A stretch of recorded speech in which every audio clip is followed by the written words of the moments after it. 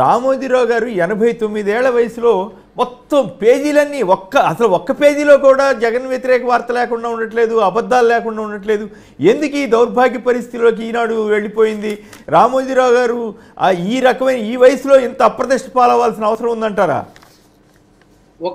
ఈనాడు గురించి చెప్పుకోవాలంటే మీకైనా నాకైనా ఆదిలో ఒక జర్నలిజం విలువలు పాటించారు. కొంత అంటే వ్యవహారిక భాష, ముఖ్యంగా తెలుగు భాషకు సంబంధించి ఆ రోజుల్లో నార్ల వెంకటేశ్వరరావు గారి సంపాదకత్వంలో వచ్చిన ఆంధ్రప్రభ తర్వాత ఆ లెగసీని, ఆ వారసత్వాన్ని ఈనాడు కొంతమేర కంటిన్యూ చేసింది అనేటువంటిది మనబోటి జర్నలిస్టుకి ఒక గౌరవం ఉంది ఆ రోజుల్లో.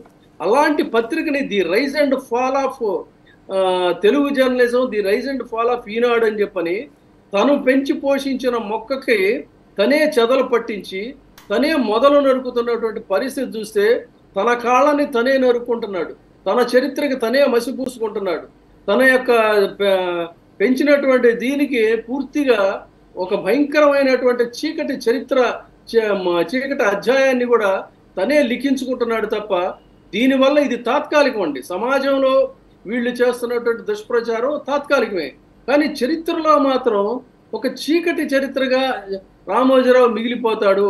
ఒక చీకటి ముగింపు అధ్యాయంగా ఈనాడు చరిత్ర ముగిసిపోతుంది అనేది మాత్రం వాస్తవం. ఇది దయచేసి వాళ్ళు ఇకనైనా అంటే అసలు దిగజారిపోయారు పూర్తిగా. ఏంటంటే ఒక పతనావస్థకి చేరి చంద్రబాబు నాయుడు గారికి ఊడిగం చేయడం కోసమే ఈ పత్రిక, ఇది విషపత్రిక అయినా సరే, ప్రజలు చీకొట్టినా సరే, ప్రజలు తిరగబడినా సరే, ప్రజలు మా జర్నలిస్టుల మీద దాడులు చేసినా సరే, మనం భవంతుల్లో ఉంటాం, మనం మీరు చెప్పినట్టు ఏంటంటే ప్యాలెస్ల్లో ఉంటాం.